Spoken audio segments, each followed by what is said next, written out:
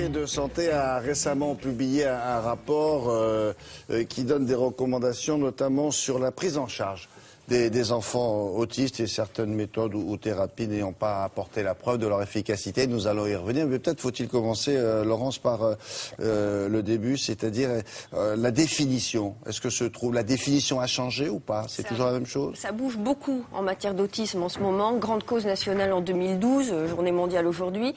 Et effectivement, on parle aujourd'hui de troubles envahissants du développement qui regroupent en fait plusieurs sortes d'autisme, puisqu'il n'y a pas qu'un autisme, il y a des autismes.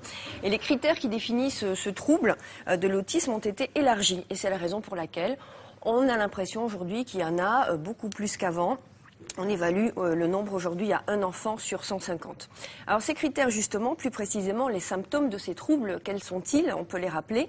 D'abord, ça se traduit par un manque d'interaction sociale, de communication sociale, verbale ou non verbale d'ailleurs, et ça passe par le regard. Il n'y a pas de partage des émotions entre l'enfant autiste et l'adulte. Il y a des mouvements ou des mots qui sont répétés de façon systématique. Il y a des pôles d'intérêt qui sont fixes.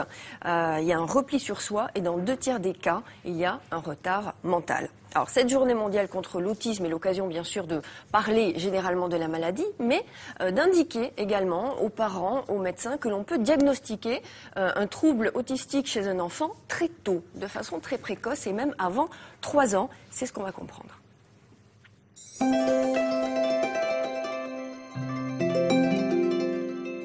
Les signes précoces, tout d'abord, peuvent se détecter dès l'âge de 6 mois. Et on sait qu'entre 6 mois et 3 ans, il faut justement rechercher des signes. Quels sont les signes d'appel? Eh bien, il faut d'abord écouter la maman, savoir un petit peu des signes qui vont l'alerter, qui vont la préoccuper, notamment dans l'interaction précoce qu'elle a pu avoir avec son bébé, notamment l'interaction visuelle, qui est souvent absente ou de mauvaise qualité, et la maman le sent.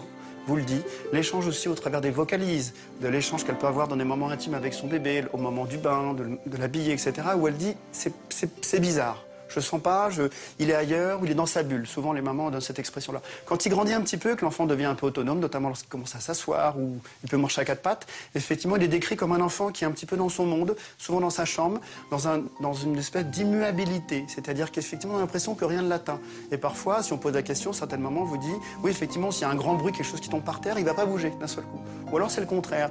Ils peuvent avoir aussi une hypersensorialité, une exacerbation à certains bruits, certaines odeurs ou certaines couleurs. Ils peuvent être attirés par les boutons de porte très brillants ou les boutons des appareils vidéo. Des petites choses comme ça que les parents, souvent, trouvent étranges. Ça, c'est les premières choses. Bien évidemment, si l'enfant sort un peu de la maison, soit avec la nounou, soit en crèche, là aussi, les professionnels peuvent aussi alerter les parents en disant il a des choses qui nous paraissent un peu étranges. Alors effectivement, il ne faut pas faire des généralités, mais un faisceau d'arguments en posant des bonnes questions permettent d'aller vers des questions un peu plus ciblées que peut poser le pédiatre, le médecin généraliste qui suit l'enfant.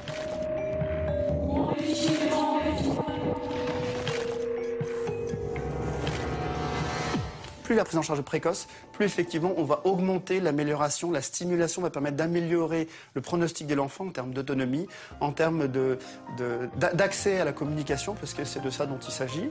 Et effectivement, si on donne des outils à l'enfant pour communiquer, il va du coup, entre guillemets, sortir de sa bulle, et plus il va communiquer, plus il va s'enrichir. Et là, on va tomber dans un cercle vertueux. Donc c'est effectivement très important de ne pas laisser passer certaines étapes cruciales de son développement. Et plus tôt on le prend en charge, plus effectivement on aura, sur certains paramètres en tout cas, un facteur d'évolution beaucoup plus favorable. Ça, c'est la règle absolue, la prise en charge tôt. Ça veut dire quoi? Qu'il faut que les parents soient extrêmement vigilants de 0 à 6 mois et ainsi de suite? Très vigilants très tôt. Entre 0 à 3 ans, on peut diagnostiquer les signes. Ça bouge beaucoup, notamment en matière de prise en charge aussi. Et la Haute Autorité de Santé a indiqué que la psychanalyse qui était en cours, en vigueur aujourd'hui, n'a plus cours, n'a pas fait preuve de son efficacité. Ah oui. On s'achemine vers des méthodes aujourd'hui comportementales pour appréhender les troubles de l'autisme. Merci Laurence.